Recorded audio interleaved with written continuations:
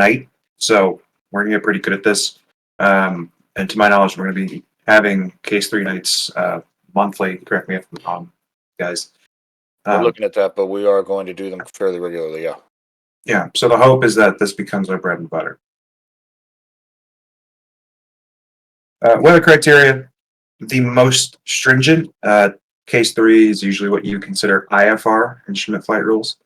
And when you will encounter instrument conditions.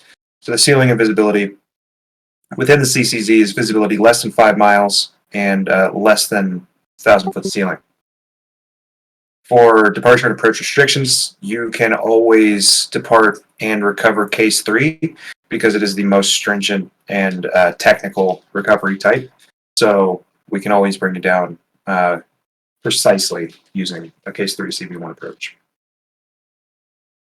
For departure, communication is much the same as we've been practicing lately with CASE1 and CASE2. So you call out your modex, you're launching catapult, and then you call airborne on departure frequency.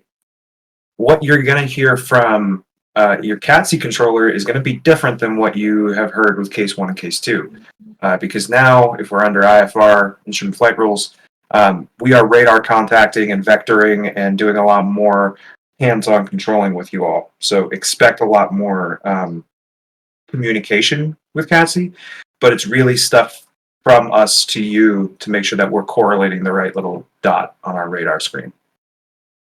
So here you'll hear radar contact, report established on departure radial, or report established outbound. Like we've been working on, as you pass Angels 2.5, 2,500 feet, you will call kilo, and I'll have a slide on this in just a second, so we'll kind of leave that for a second. 2.5 is because you're leaving the CCZ at that altitude. Your next call will be arcing, and this is intercepting the 7-mile arc out to your departure radial. That'll be pre-briefed, so don't worry, we'll go over that well before you step to the jet. And then your final call is that you were established outbound or established outbound on your departure radial. From there, that is where your CATC control ends, and your tactical control would begin. So depending on the campaign, this is when you would go to either your tactical air traffic controller, your Red Crown AIC, your tactical command and control, one of those types of controllers. So pretty straightforward. So it looks like this. Sorry, I was going to say, and you'd be pushed to that freak by departure? Yeah. 301 go blank, button blank. Yep. So you wouldn't just assume push one to go. And this is one of the interesting overlaps between, I guess, differences between CATC and ATC, amphibious air traffic control, where on the LHA, their buttons are colors. And as you guys all know, off CVN, buttons are numbers. And so we would say go TAOC button 3. They would say go TAOC button black, something like that. And it's just a little nuance thing, but you will always be told where to go. So we're not just going to expect you to pop over. Cool? Cool. Okay. This is the pretty much same thing as the last slide, but showing where you are in your kind of phase of departure. So immediately after your wheels leave the deck and you are established with a positive rate of climb, gear out, flaps up, you call airborne, and you will climb at 300 knots indicated on BRC up to 5 miles. You'll be above 1,500 feet. 7 miles is when you'll begin to intercept your 10-mile arc. Your call anywhere in between your airborne call and prior to leaving on your departure radial, and when you get pushed to the next controller, we want to hear that kilo call. So telling us that you have a green jet. Again, you can do it any time in between when you call airborne, so right when you leave the deck, and right before you leave control, like a carrier control. In there, you will also report arcing when you're going to intercept that 10-mile arc, shown here. to dive a little more into the kilo, it's part of a battle damage assessment. If you're unfamiliar, NATOP says that they're to be completed in separate sections from fluid 4 formation. For this, that doesn't really matter. It's more so making sure that inside your cockpit is good, because it will give you any indicators as to whether or not the externals are messed up. So kilo is, think of it like a green jet. That means you're mission ready, right? So that's like 99% of the time what you're going to say. Then we have Bravo, and that indicates that you are partially mission capable. Usually it's because you have a single non-essential system failure. And then Victor is shown in red because that's you're not mission capable, or something vital to flight or that is damaged. So we have examples down here. Mace 1-1 fenced out 11.8. This is your fuel state. Kilo, very common call. You guys are well acquainted with that. Down here, Chippy 3-1 fenced out 10.2. Bravo for mids. So this can be something that you actually say because let's say your mids on SRS isn't working, or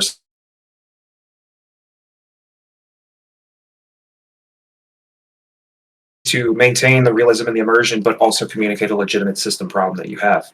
And then finally, our third example down here, Dragon 2-1 fence.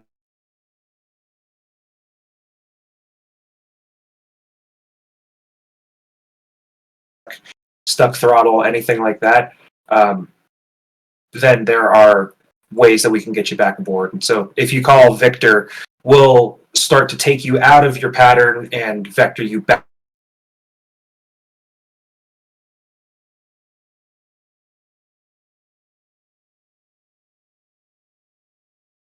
BDAs. Beautiful. Cool. Good. Cool. Okay. From my point of view, this is what it looks like. You're all blue little dots on a sea of black. But just from this radar picture, I can tell you a lot about what we're doing in this departure. So I can tell you, first off, that this is the BRC. I can tell you that because I can see our departing aircraft here 4 miles out. I can see our CVN-72 at the time. And then I see a couple other aircraft over here. And so these are aircraft that are leaving on the departure radial. So notice that they are hitting 10 miles basically on the money. So they have intercepted that arc from the BRC, and they are leaving. And right about now, 303 and 316 have been pushed to their tactical frequencies. Just so you guys get an idea of what it looks like on my end. So I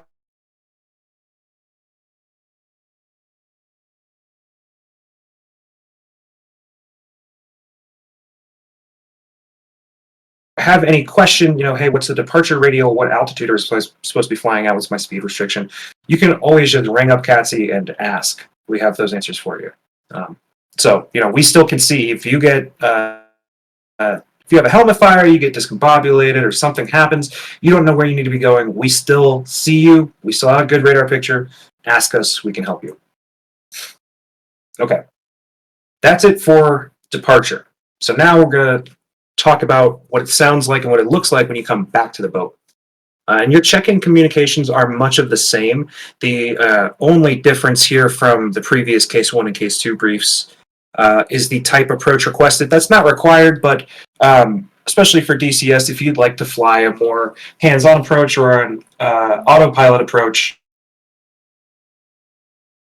we can definitely set that up and do the phraseology for that. So that's something you can request upon initial check-in. From your CATSI controller, you should expect a good amount of information. So have your kneeboards ready. Be ready to take some quick notes. Specifically, it's going to be the things in orange, which are going to be things that are required to read back. Or sorry, things in blue. Orange are optional things that Marshall may give you in your instructions. But the cyan highlight, so numbers 1 through 5 and number 7 are required readback instructions. And so you'll see that here. Marshall holding instructions and expect approach time, and you read back. Here we have a really long-winded example that I'll just run us through. Warfighter Marshall 301, this would be you, the pilot, with your Modex. Holding hands with 303 and 305. All right, so you're a 3-ship coming in. Marking moms 129er for 50. So now I can take my imaginary boat in my mind and go 129 degrees. All right, 50 miles. I have an idea now on my radar screen of where to look for you, right? So immediately I'm scanning my radar scope 50 miles out in all directions looking for you guys. Then you say Angels 22, low state 5.4. And as a reminder,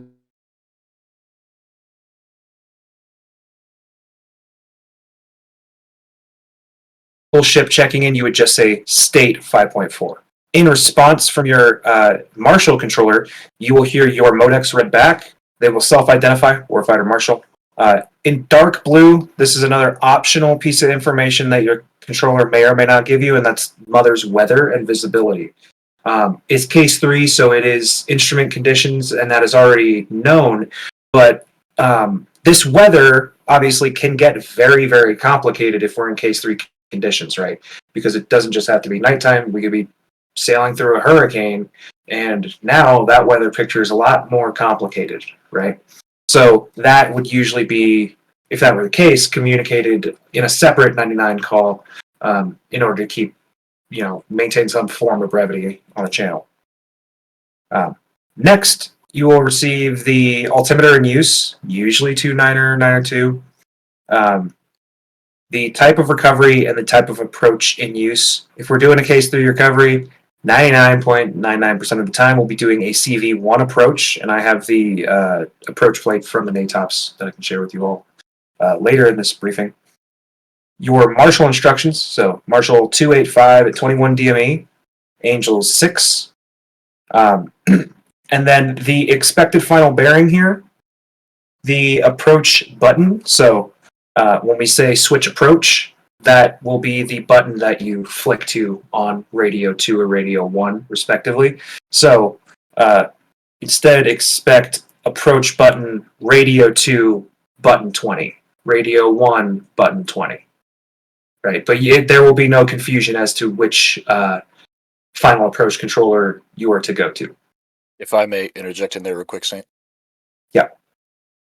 For those of you who haven't had a chance to look at it or did not notice, all the knee boards for the 18s and the 14s have been updated. So where button 20 is on radio 1, it's the LSO, and button 20 on radio 2 is the tower. It's also approach A and approach B, respectively, and it says so on the knee board. So if at any point you get confused, that data is right there. Yeah. And so, in other instances, you would have approach A and B, or not you would, you could have approach buttons staggered on the same radio, let's say button 17 and 19. So you can say, expected approach button 17.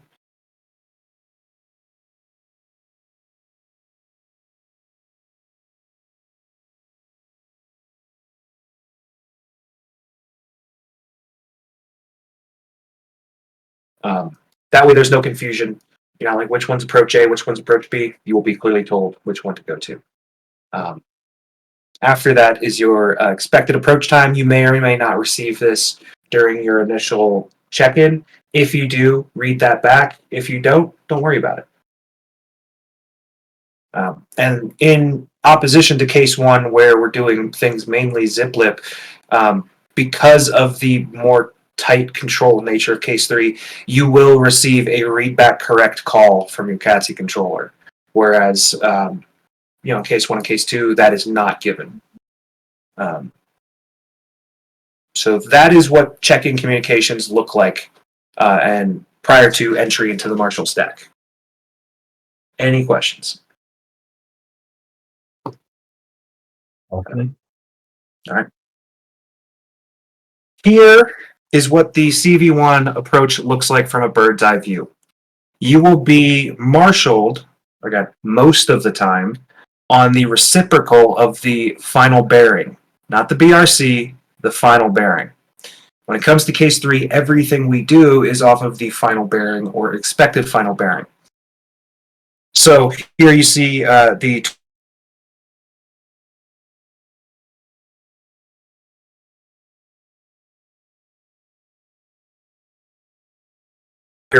let's say approach time is 1-8, and you are told to marshal Angel 6, 21 DME, you would be expected to, at time 1-8, so it's 18 minutes after the hour, hit this imaginary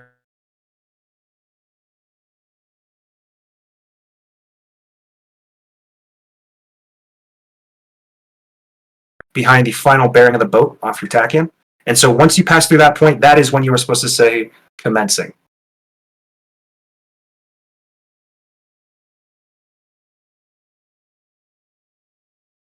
To be late, even if they are late and they fucked up their circle, so they will still say commencing on time as soon as it goes from 17:59 to 18:00. And they might be a couple miles back and they'll kick on the gas a little bit because it's a point of pride to hit your commence times. Just a little fun tidbit for you. If I, as a clarification, so it's if I'm given a commence time of say 1-9 and I'm at 23, I call it at 23, not 21. Right. Correct. Okay. Correct. You hit at your instructed marshal point, if you want to think of it that way, because when you're instructed marshal 285 23 DME Angels 8. Then when you call commencing, I want you to be 8,000 feet, 23 miles at that, imaginary point in space when you say commencing. Cool. Got it.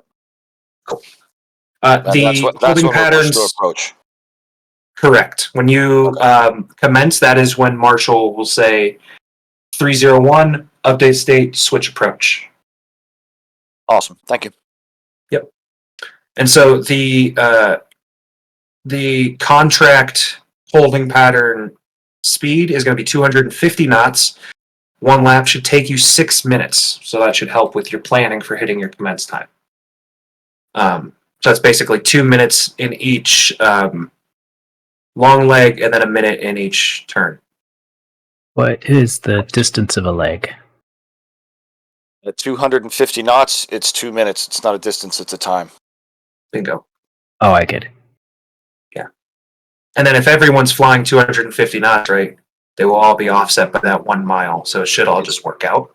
Incidentally, I think it's about 5 miles, give or take, roughly. That sounds right, because I feel like you're going to see, I don't know, 26 miles in my head sounds right. It's roughly around that. Yeah. Yeah. But if you're flying you can 250 make your knots straight for 2 minutes, you're fine. And you can Actually, make your because this adjustments. point right here would be 26 miles. So yeah, 2 minute legs. And then you can see here, this is the radial. And then at 8 miles, that is our contract dirty up speed. Does everyone know what dirty up means? Can I just make one quick point before we advance on this for some of the guys that are, well, I think we only have Chaos that's really probably not completely familiar, is that we're making left-hand turns. In the Navy, we always make left-hand turns, so your marshal stack is going to be left-hand 2 minute legs, left-hand turns. Sorry, go on. Yeah. No, that's a good point to make. Because then if you start making right-handed turns, it just kind of fucks up the marshal stack. One thing you can notice from this image as well is these other gray tangential lines. These are offset marshal radials, and so I have these built in to offset by anywhere from 15 to 30 degrees, and about 12 miles after you switch to approach is when you would turn back onto final bearing, right? So you would line up your needle. This is when you would be instructed verbatim by your controller to fly this heading or to fly your bullseye, right? And to line up those needles. So, if I may, gentlemen, we're not flying that pattern tonight, but pay attention to that because in one of the upcoming campaigns, especially, the carrier is going to be in some very tight water, and Tower may have to marshal us off of the final bearing. So pay attention to that pattern in the back of your head. And so one thing that I also do is I institute gaps into marshal stacks just to give us an extra 1 minute cushion. So I'll usually skip 23 and 26 miles. So I'll go 2 and 2. And outside of that, if I have, let's say 8 people recovering at a time, I will offset another 4 onto a different marshal radial, usually 15 degrees in either direction. If those stacks get filled up, we're going to go out to 30 degrees and work that way. Now, that's only if it's due to high volume of jets returning to the carrier. It's a different matter entirely if there are geographic or weather constraints as to the Marshall stack. I don't want to put you guys in the middle of a category 3 when I could just move you 30 degrees and you're in clear skies, right? So there's some of that consideration to be had as well. So this, you will not always be off of the final bearing, or excuse me, we'll be using the final bearing, but you will not always be marshaled off of the reciprocal of the final bearing. That is as weather and volume of jets permits. But that is the main kind of Marshall stack, will be right behind mother. Okay. That was a lot of information. How are we feeling about that? Anybody not okay with what was just said? There you go. Okay, outstanding. So now looking at this from the altitude level, here you can see the different stack altitudes, right, corresponding with our last slide. So here's your 21 DME Marshall, right, because this guy's at Angels 6, Angels 7, Angels 8. On this figure, you also see the descent rates. So as you are descending down to platform, once you commence, you are at 4,000 feet per minute, call platform at Angels 5. Then you reduce your descent down to 2,000 feet per minute. Once you hit 1,200 feet, you will hold that altitude, dirty up at 8 miles, up until 3 miles. So this kind of part of the figure is a little oversimplified because you will be getting constant final bearing or heading related vectoring from your CASE3 approach controller, and you will also be told to follow bullseye or to fly father, mark father, whatever else we have to do to get you down. So there are a lot of other communications in here that are really not on your end. They're much more on your controller's end, but they're informative to get you to hit that point to where you begin descending and flying the ball. We want to set you up as well as we can because we know it's DCS, the lights fucking don't work, or it starts going 60 knots, or something crazy happens. We want to still put you in the best possible position to fly the ball. Yeah. Jockey, you had a question? I was gonna say correct me if I'm wrong. I think for the bullseye to work properly, you need to make sure you set your HSI to the BRC, not the final bearing, because it automatically adjusts it. Bullseye is based off of your ILS, so yeah. Well, the thing is, I think the last time we did this, I set my HSI to the final bearing, and I couldn't use bullseye. It was wrong. So I think you have to have it to the BRC if you want to use bullseye. You don't necessarily have to use bullseye, but you can find the light, use that to get on track. I think that was actually. I think that was because we actually developed a DCS system and the carrier itself half broke. I remember the situation you're talking about. yeah, I've never experienced that, so that's that was where the ICLS just shut off for half of us. I don't think that was the HSI. That was nothing you did.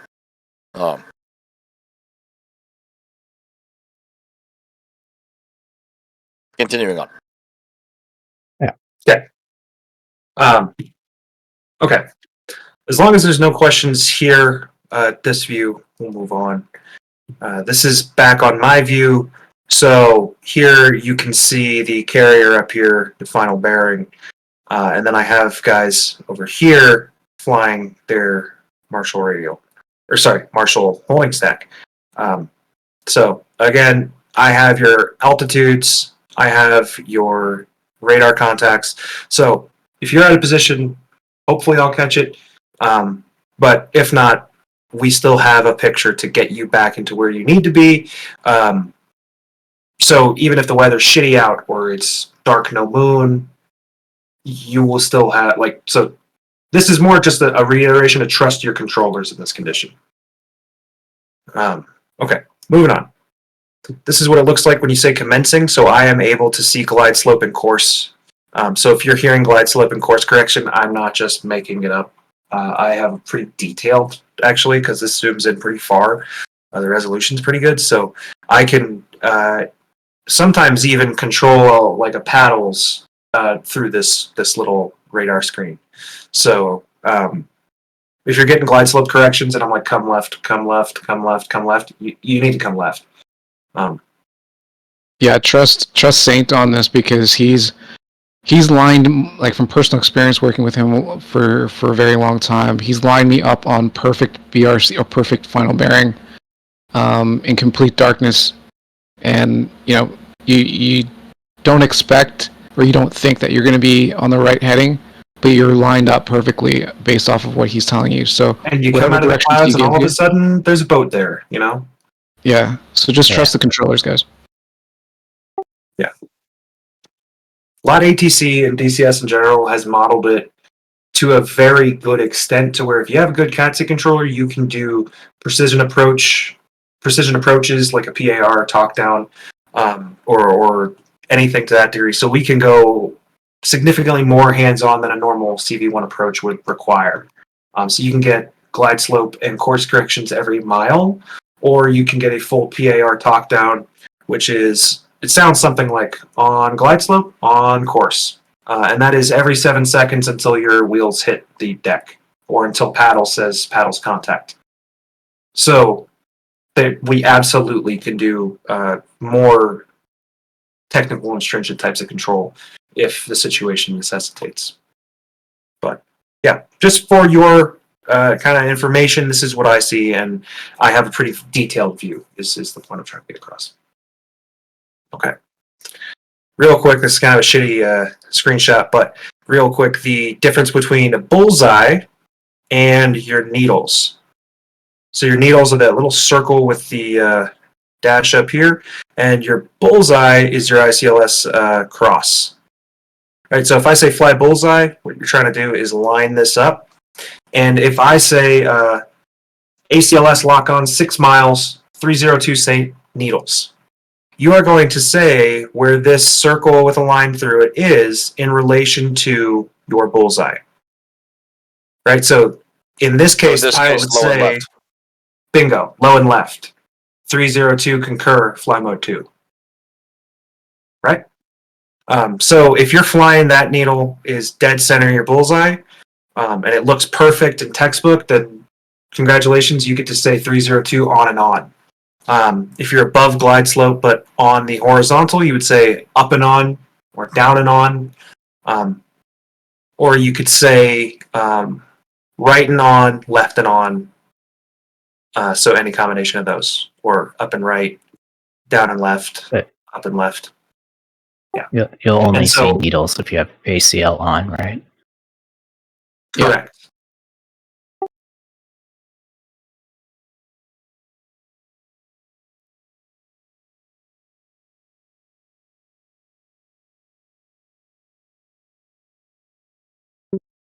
Correct. You will just fly bullseye.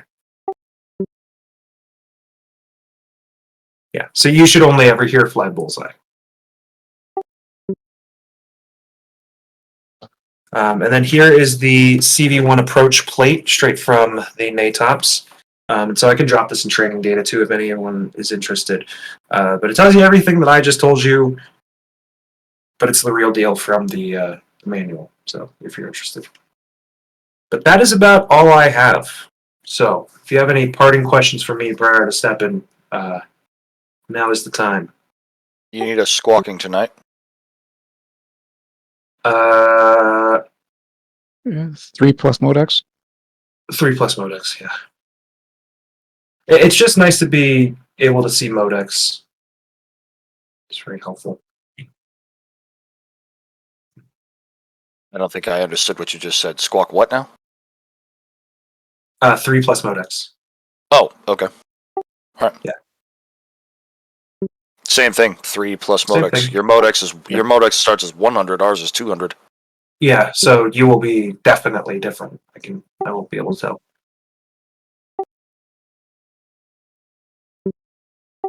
Yeah.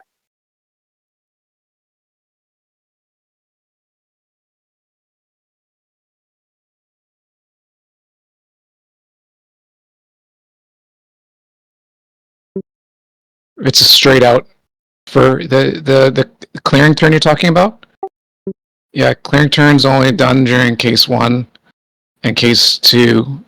Mainly why it's done for case 3 is because your intervals, you're not going to launch, so you're not going to have simultaneous launches in case 3. Your intervals are 10 seconds, and at night, you just want to go straight out and up. So during case 3, you also have no altitude restriction. Notice that. Granted, there are still global altitude restrictions, of course, and the whole bouncing 2.5 call. But you are intended to climb be in a consistent climb once you leave the deck. And because there's no simultaneous launches, like Grip said, there's no need to do a clearing turn, so you just go straight nose up and continue out on BRC. Next question. What happens if we bolter on our approach? Great question. If you bolter on your approach, here is the bolter pattern. So if you are waved off or if you bolter, either or, you will climb out on final bearing up to 1,200 feet on speed. And then you will be explicitly told by your approach controller, who will be on the same frequency as your LSO controller, or as your paddles, will then radar vector you back into the pattern depending on if there's a gap. Right, so this is not something that you are able to do yourself because of instrument conditions. We have to tell you where to fly. So it will sound something like 302 bolter, bolter, bolter, 302 warfighter departure, radar contact 1 mile west of Mother. Take Angels 1.2, turn left heading 180, and clean up. Would be your instructions after you have boltered. But in the meantime, you should already be climbing to 1,200 feet and Is a 4 DME based on what you So wrote? basically, 4 DME sorry, go ahead. 4 DME off of final bearing based off of what you have there? so you mean for re-entering the approach pattern? No, off the bolter. Yeah. I gotta check the manual again. It's 4 DME off final bearing before you make your turn, right? So that is what is briefed per NATOPS, but obviously if your controller tells you something different, do that. Yep. Because I could be trying to get you to turn and make your turn faster because there's a gap I'm trying to speed you up in to get you fast. So basically, if we bolter, immediately climb to 1,200 feet, prepare to clean up the aircraft, and do whatever the hell we're told. Exactly. Yep. Okay, that's simple You enough. will be explicitly instructed. Follow instructions. I'm very sure you will hear it tonight. 302, take Angels 1.2, turn left heading 180, clean up. And then, I'll see your little radar blip, turn left, and I'll check the elevation, and then I'll say 302, turn left heading 09 or whatever. But then I'll also give you something like radar vectors for recovery. So you'll know why I'm telling you to go where I'm telling you to go. That can also be in any of the first couple transmissions from approach departure to you after a bolter, but regardless, we'll tell you, hey dude, we're trying to get you back in the pattern, fly where I tell you to fly.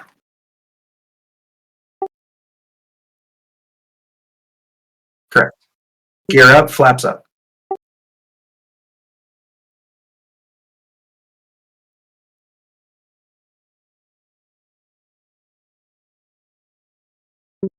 Yes. So then I will say something like, once you're down here, 4 or 5 miles out, wherever I've found a gap for you with a reasonable enough time to clean up dirty up your jet. Or I could say, 302, dirty up when you're on your second turn, and you're not even, you're opposite direction. Sorry. Yeah. You're on this leg of your pattern, right? I can tell you to dirty up here, so that way once you intercept the final bearing, you're ready to go for another pass, right? So it's, again, one of these things where you will just have to listen. Because it's dependent on spacing and the speed of the jets in front of you and behind you.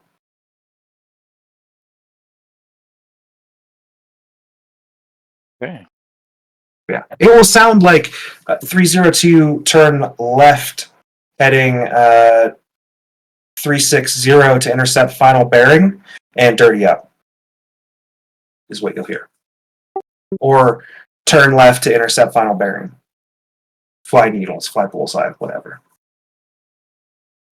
So there's where it starts to sound like a similar CD1 approach. But yeah, that is all I got. Okay. So from the LSO, I'll make this quick.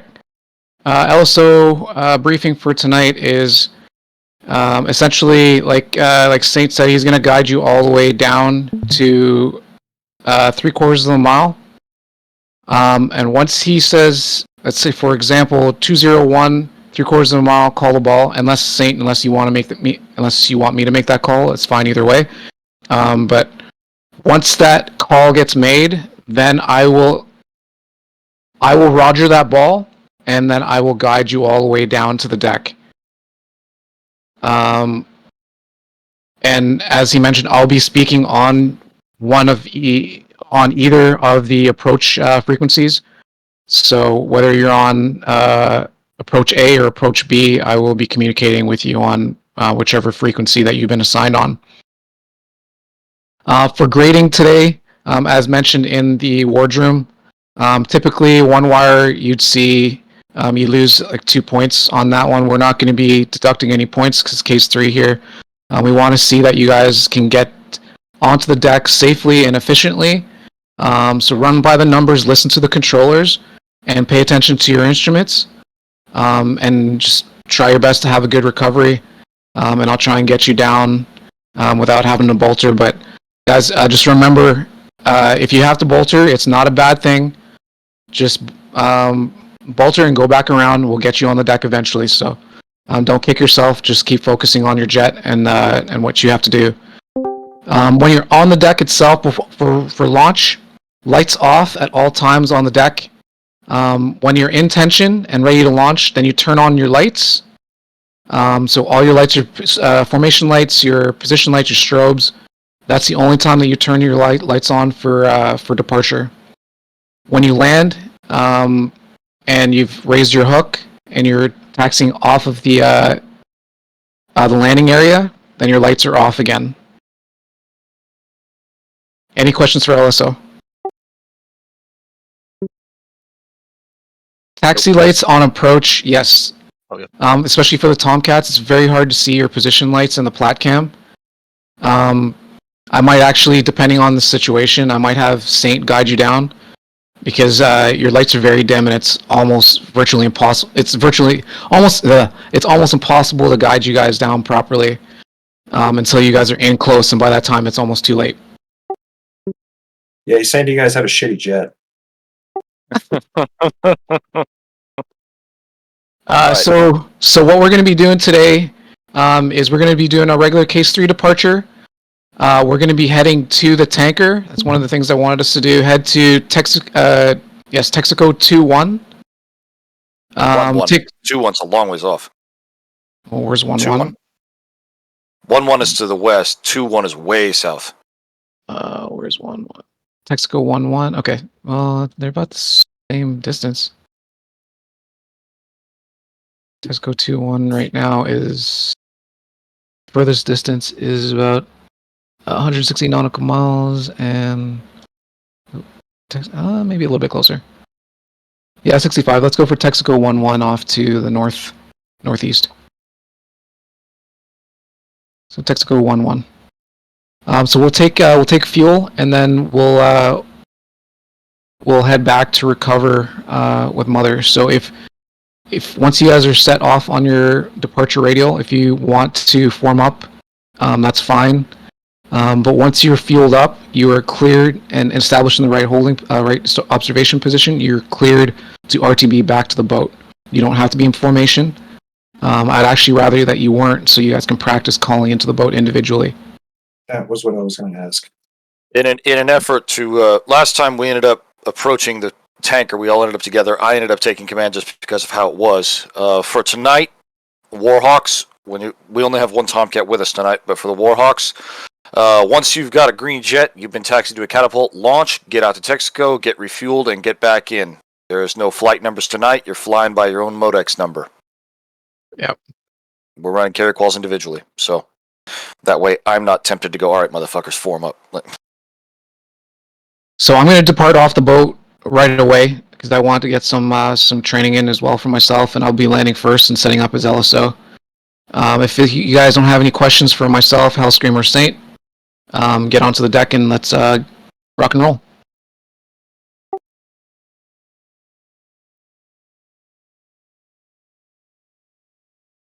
All good, dude. Yeah. Absolutely. Yeah. Yeah. Yeah. No problem. Don't forget to make your calls in to to Tower. Get your clearance